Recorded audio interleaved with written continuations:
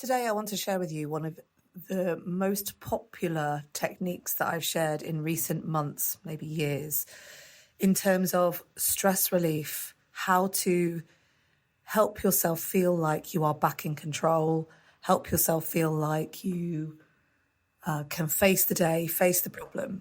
And this is all about getting present. So this is a technique that you can use to bring yourself into the moment. The power of getting present can really shift you to feeling safe, because in this specific moment in time, none of your worries can get you. In this specific moment in time, you are only in control of this tiny moment. But getting present can be really, really difficult. But this technique that was developed by Betty Alice Erickson is amazing. And I've been asked to repeat it in the past as well, so I'm going to do it for you now. Essentially, it's a 5, 4, 3, 2, 1 technique. In the moment where you want to get back in control, back into the present, name 5 objects in your surroundings, 5 things you see. Then you go for 4 things you feel. Notice 4 things you can physically feel, like sitting on a chair, the clothes you're wearing, that kind of thing. 3 things you hear, so identify 3 distinct sounds. 2 things you smell, so 2 different scents. And 1 thing you taste, and focus on the thing you can taste, or a flavour if you have like a gum or a candy in your mouth. 5, 4, 3, 2, 1. 5 things you see, 4 things you feel, 3 things you hear, 2 things you smell, 1 thing you taste. And all that does, it brings you into your body, brings you into the senses, and pulls you away from all of the worry, the stress, and the overwhelm. And as I said, people have asked me and reminded me about this technique, so I wanted to share it with you again. Tomorrow is International Relaxation Day, and all these last few episodes, all this week, I've been sharing with you some specific stress relief techniques. Things like decluttering, living life off a timer, resetting all the way through your day, and today, how to get present. Tomorrow and this weekend, I'm going to lean on one of your favourite themes, which is about getting into nature, and have a journal prompt about it as well. So I'll see you over the weekend. In the meantime, I'll be back tomorrow with another episode of Everyday Positivity for you. Have a great day. And remember, you have 100% got this.